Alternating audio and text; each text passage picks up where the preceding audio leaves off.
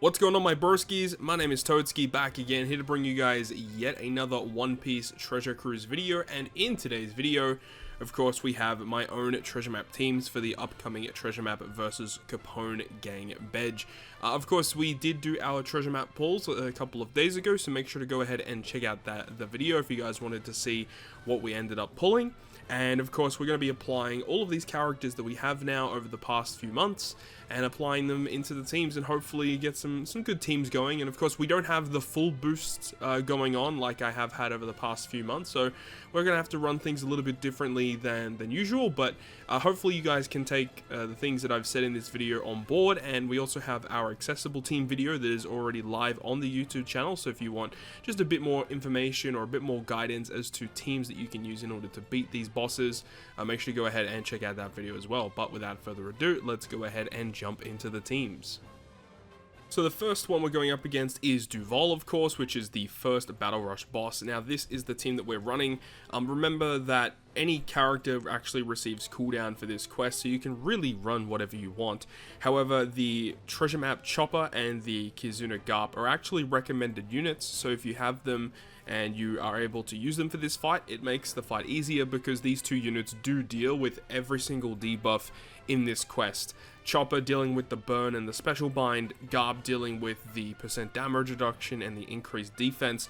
We do have the support attached to Garp, which is Super Tandem Sengoku, which says that when he uses the special, then it will boost the attack and orbs of the supported character by 1.75. So that's really neat. So it means that Garp with his special provides color affinity, then you've got a 1.75 attack and orb boost for Garp as well.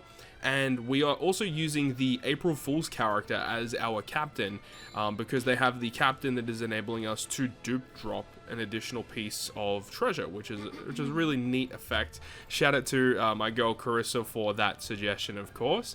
And we do have the support attached to them of the Worldwide Anniversary Sabo, which is a really cool addition because whenever we're inflicted with Special Bind, then it gives us a 3.25 chain lock. So with this team, we are enabling Garp to hit as hard as possible. Of course, the enemy revives. He only revives with 1.5 million, so I'm not really too concerned about that. We should be able to tank that absolutely no problems at all. So a pretty good team that I think should last a decent amount of time, considering Duval is the lowest HP boss out of all of these bosses in this treasure map. Moving on to the second Battle Rush boss, we've got Trafalgar Law. So characters that are Cerebral Slasher and Powerhouse all receive cooldown here. This team is probably not optimal, but it does still work. So, of course, if you are going up against this content, you ideally want to use the previously released treasure map Fujitora in the bottom right-hand position, because that character gets swapped into the captain spot with the enemy preemptive attack. Initially as well, he is going to be still a crewmate, and you are inflicted with blindness, and his crewmate ability does resist that too. So Fujitora is just a great addition here. Another thing is that Fujitora with his special does remove the bad chain lock that is inflicted to the crew, and the only other thing we have to deal with is the block slots as well as the Rainbow Shield damage reduction. So on this team, we do have the Shanks that can remove the damage reduction, but we do also have Carrot and Wanda, and their special does enable their own normal attacks to bypass enemies' defensive effects. So realistically, you can just have, Fujitora to remove the bad chain lock, use the super swap of Cat Dog and the Cat Dog special to give you the massive buffs, of course, and then you can just use Carrot and Wanda to be your big damage dealer against this fight. So, it's probably not the most optimal team out there, but I think it should last a pretty long time against Trafalgar Law anyways. Remember, you're not allowed to use a color affinity boost in this quest, so realistically, we do need to put like an ace support just to generate a free color affinity off of a support, so that we can then activate the special of Cat Dog, just to enable that to go through so that the enemy does not react to it. So probably not the best team out there, but it will still have some kind of a speed farm sense due to Daifuku being able to wave clear the first two stages.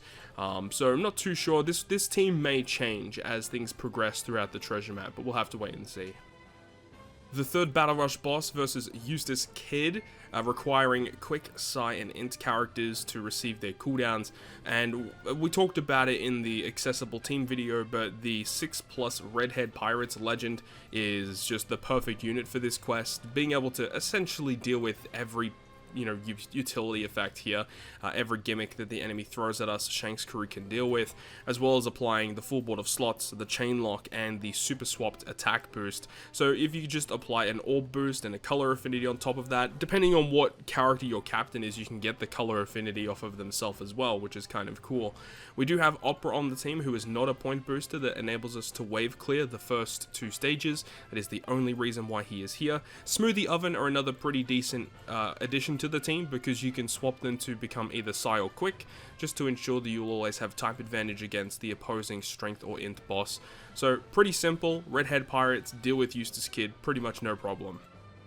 Moving on versus the final Battle Rush boss against Kuma, Driven Striker and Slashers receiving cooldown here, and luckily we're able to pull the new Sugofest exclusive Killer, and we're going to be using him as the captain in this quest. I would have loved to have used him in one of the other teams to get higher points, of course, but he doesn't really synergize well with Bonnie or just the latest batches that have come out, really. So unless if you have, Legend Hawkins, for example, he's a really good addition to those teams, because Bonnie can still boost Hawkins, Hawkins can still boost Bonnie, so they actually will work well together.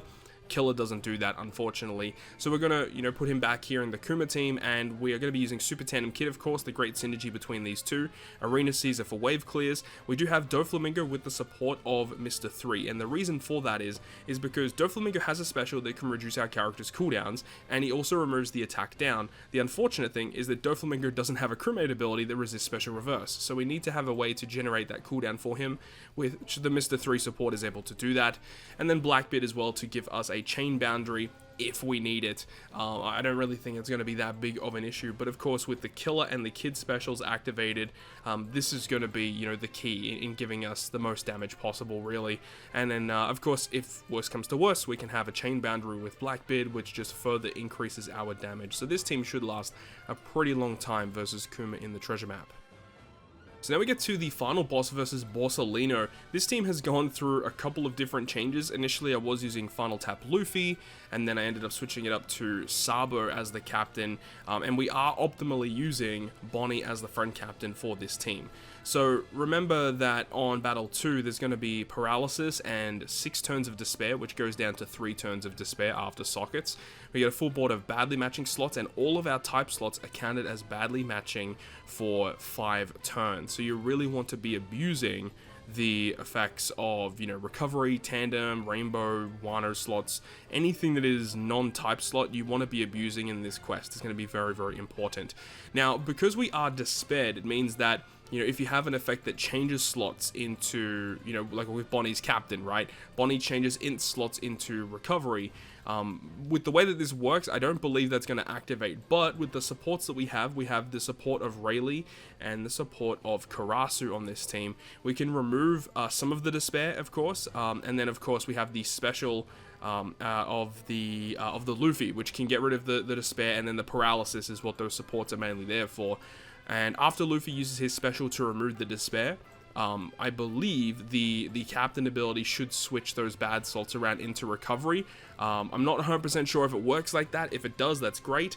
If not, then we will have to resort to this team here that you're seeing. This was my initial team that I was going to use. It is a little bit less points. I believe it goes down to a 12 times multiplier rather than a 15. So we'll have to wait and see if it actually works. If this Sabre team works, we definitely want to use this, of course. Now, when we reach the last stage, there's actually a lot of really annoying gimmicks, of course. So there's going to be Hunger, there's going to be Bind to the top row, which is why we have Koala, and she also gives us an Orb and attack boost for our fighters and cerebrals. The whole team is fighter or cerebral, which is great. In terms of the attack down and all the other gimmicks, of course, the Blackbeard and the Heroic deal with that, and then Bonnie with her super class can give us a full board of slots and chain boundary, which is fantastic. And then we also have the Sabo with the color affinity super class, which we can obviously use on Battle 2 to give us a pretty good damage increase there. Luffy gives us an orb boost and a chain multiplicative buff, which stacks very well with chain boundary effects that we get from either Sabo or we also can get from the Bonnie. So realistically, this team should actually do really good damage. It all really comes down to how the order of operations works in terms of the slot manipulation on Battle 2. If that doesn't work as intended, then we will have to switch it up to using the Final Tap Luffy Captain. But realistically, if it all works fine and well with Bonnie Friend Captain, this is going to be a pretty optimal team for good points and also doing really good damage against the boss. And then of course we have the Intrusion fight, which remember we only occur the Intrusion fight once every 5 maps against the secret maps. And once again, quick, sight, and int receive cooldown, and we get a full board of int slots at the start of the quest, which remember we are optimally using Bonnie as the friend captain so that we can get the more points and obviously all of her abilities. On Battle 3, we are optimally using the super swap of Shanks and his special to give us the Psy Captain, the 2.25 attack boost, the full board of slots, the chain lock for 4 turns, because he'll obviously have that. And I can't remember which effect we get if we have a Psy Captain. I believe it might actually be the color affinity, I think. Yeah, so we get the 2.25 color affinity, which obviously isn't optimal because the color affinity of Bonnie's special is far superior, but it's just the way that the team's going to have to work, which I guess is just the way it is. It's not really the end of the world. There's also going to be bind that occurs to the captains, which is why we would want to use the koala on this stage as well. Unfortunately, we do have to do that, but you know, so we don't get the super swap attack level of Shank's crew, which is 2.25. We'll get koalas 2 times instead. Not the end of the world though. We'll still get the full board of slots and the really nice chain lock as well, which is pretty good. And then there is also the reason why we have to use Shanks here is because of the chain attack down. We have to exceed 2.5, so Shanks enables us to do that quite comfortably. Then when we reach the final stage, there's going to be special bind, which Shanks as a captain can completely ignore for us. There's going to be block slots, which with the Bonnie super class we can deal with that. There's going to be a chain coefficient reduction, which once again, the Bonnie effect is really going to ignore that, and also, well, the fact that we have Shanks with his chain lock completely ignores that. And the really annoying thing about this quest is the barrier. There's 5 turns of threshold and 5 turns of defense up. So the really cool thing is that the rare recruit hack that we got in last month's treasure map deals with all of those gimmicks. He deals with the barrier, he deals with the defense, and he deals with the threshold. Like, he's such a good character for this. But of course, we have the Rogue and the Blackbeard, so we're going to be using those guys anyway. But having hack to remove those defensive effects of threshold and defense up, very, very important. And of course, Blackbeard and Rogue, they both provide us with a boosting mechanic, which is nice to have. And then we have Bonnie as the main captain, providing buffs to our fighters and Psy characters. So this is kind of cool as well, because it doesn't actually really rely on too many supports, which is really neat. Obviously, getting access to Blackbeard and Rogue makes a really big difference, of course. And this actually will be a pretty good boosting team. I believe this was also around a 15 times multiplier. And remember that when you are in the Intrusion fight, you're going to get access to the Treasure Bird, which further increases your points. So the Intrusion fight is one of the most important fights. This is where you want to stack as many point boosters as you possibly can to get the most out of it. So make sure to go ahead and do that if you haven't done so. Try and build it as optimally as you can, and if you can squeeze out as many points as possible, even if the team is less optimal, it is worth doing that. And then of course, if you do lack the damage, you can change the team later on to further suit how you like to play. But try and get as many points as possible early so that you can get, you know, further along in those treasure rewards. That is going to wrap it up from me. Thank you so much for watching the video, and if you guys did enjoy it, make sure to go ahead and leave a like. And if you want to stay up to date with all the content that I post, including more One Piece Treasure Cruise content, make sure to hit the subscribe button down below. On that, guys, I will see you guys within the next video.